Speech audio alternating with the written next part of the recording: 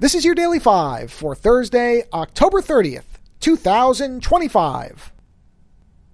If you saw any of the, well, I guess it's all going to be one video probably. If you saw the video that I posted over on the show Patreon about my time at Adobe MAX, then this will be somewhat of a repeat for, well, actually, no.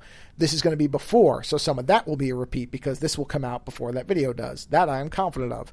So, I'm at Adobe MAX this week, and one of the things that they do at MAX, every MAX, is they have what they call sneaks. And this is a session that they do. I think they do it on the Wednesday of the week every time, the middle day of the conference, because it's 3 days.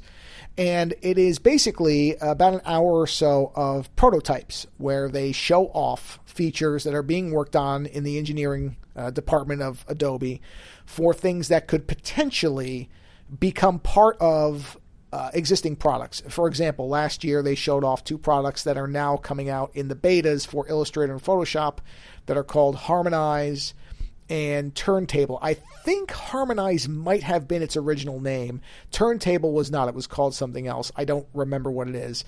I talked about them last year. In fact, I think Aunt Pruitt and I did a whole video and we went through all of them. And so there's 2 examples. There's usually 10 of them, 10 or 11.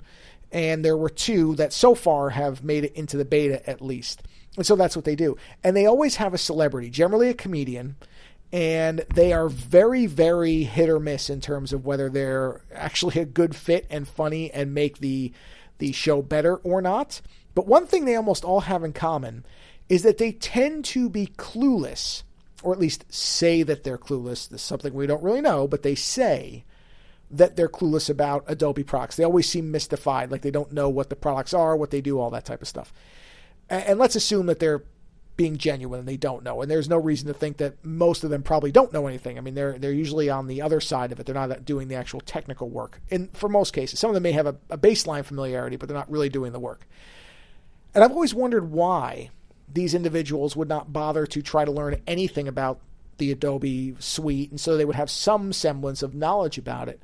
And it only occurred to me in this Max that that's probably actually very brilliant marketing by Adobe, because by not having a real knowledge of these products, of not really knowing what they're looking at more past the surface level, I mean, what a normal person would know, a non-creative person not working on it, their reactions to things are very, very over the top. It's like mysticism too. It's like somebody, turning water into wine type of stuff when they see the technical demos of these tools. Because each of these is generally a very focused, specific kind of advanced feature. And almost always they have these big reactions to them. And again, now that I think about it, that's really smart marketing. Because there's always a moderator. There's somebody there who's from Adobe. So it's not like they're completely on their own. But because of those big reactions, it enhances what those demos are doing.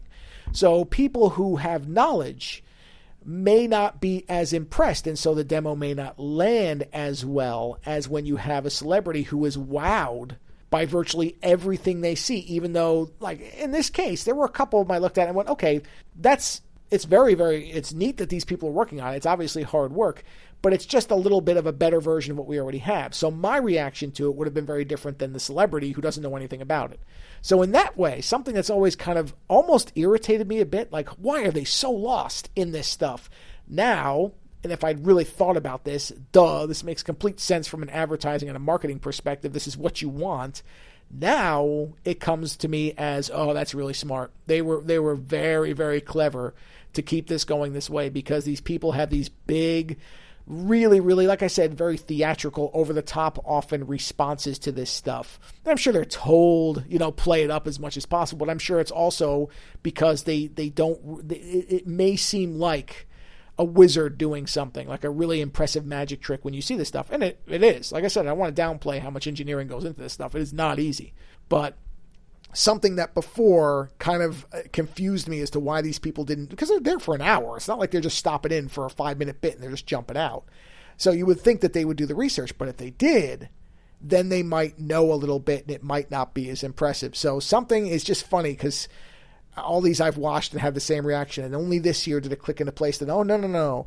This is actually not a bad thing. This is not a thing that doesn't make sense. This is actually something that from a marketing and advertising perspective is brilliant. I just happened to notice it this time around.